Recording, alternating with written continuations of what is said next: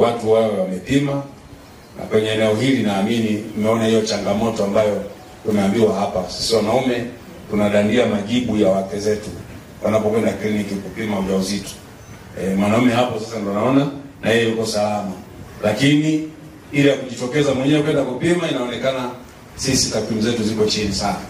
Kwa hivyo vile kuna rai ya sisi wanaume kujitokeza kwenda kupima bila kudandia migongo ya wake zetu wakati wa ujauzito. Tafsiri yake mwanamke asiyeshika ujauzito basi wewe utajua status yako au utakuwa subiri mpaka iwe.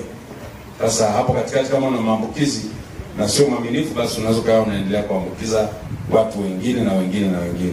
Pekee wapongeze idara ya afya na maendeleo ya jamii kwa sababu kwa jitihada zao kwa manispaa ya Geita tumeelezwa kwamba mwaka 2025 hadi kufikia mwezi Oktoba jumla ya watu 60,000 walijitokeza, 60,506 walijitokeza, wanaume 20,139 na wanawake 40,367.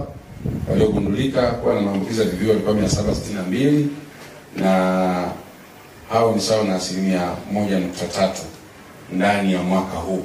Tafsiri yake ni kwamba hao 762, 240 wanaume na 522 wanawake wanawajibika kuhakikisha kwamba wanaendelea kutumia dawa ili kupunguza kasi ya maambukizi kwenye maeneo, lakini pia angalau na wao nguvu kazi yao iweze kuimarika, waweze kuwajibika kwenye familia zao kwa ajili ya maeneo mawili tuliyosema, kudhibiti maambukizi ya VVU pamoja na ukatili dhidi ya kijinsia.